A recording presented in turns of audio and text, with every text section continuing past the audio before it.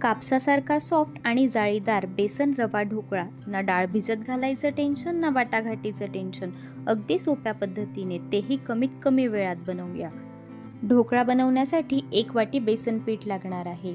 प्रमाण अगदी अचूक आहे. बेसन पीठ नीट गाळून घ्या, त्यामुळे गाठी होत नाही. आता गाळलेल्या बेसन पिठात आपल्याला रवा घालायचा आहे. रवा सुद्धा 1 वाटी लागणार आहे. रवा मात्र बारीक रवाच घ्या. जाड असेल तर मिक्सरमधून फिरवून घ्या. आता त्यात अर्धा चमचा हळद आणि चवीपुरतं मीठ घालूया. आता आधी सर्व कोरडे पदार्थ एकत्र करून घ्यायचे. नंतर त्यात अर्धी वाटी दही टाकायचं आणि दही टाकून सर्व मिश्रण एकजीव करून घेऊया. या मिश्रणात आपल्याला 1/4 वाटी पाणी लागणार आहे.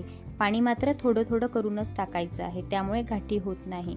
थोडं थोडं पाणी ॲड करून आपल्याला 10 ते 15 मिनटं एकाच दिशेने ढवळून घ्यायचे. जोवर ते पूर्ण हलकं आणि फ्लफी होत नाही तोवर ते पूर्ण एकजीव झालं पाहिजे. त्याने ढोकळा एकसारखा आणि मऊ होतो. ही रेसिपी एकदा नक्की ट्राय करून बघा आणि तुम्ही ढोकळा कसा बनवता ते सुद्धा कमेंटमध्ये सांगा. ढोकळा छान फुलण्यासाठी एक महत्त्वाची टिप आहे, ती आपण पुढे बघूया. मिश्रण ढवळून आता 10 ते 15 मिनटं झालेले आहेत. आता आपल्याला 20 मिनटं हे मिश्रण असंच झाकून ठेवायचं आहे. आता शुगर सिरप बनवून घेऊया. यामुळे ढोकळा कोरडा होत नाही. 4-5 तासानंतर देखील घास गुंतत नाही. त्यासाठी एका वाटीमध्ये पाणी घेतलं आणि 2 चमचे साखर घालून विरघळून घ्यायचं.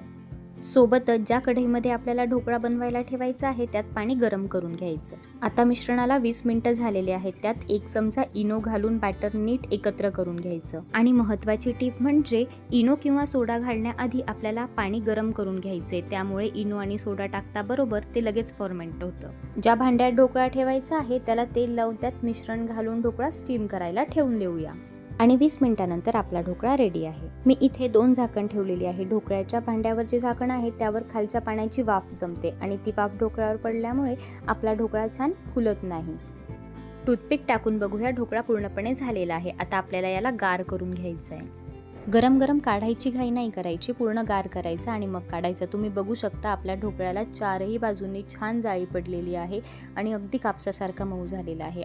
जे शुगर सिरप आपण बनवून घेतलं आहे ते आपल्याला पूर्ण ढोकळ्यावर घालून घ्यायचं आहे, त्यामुळे ढोकळा मॉइस्ट होतो.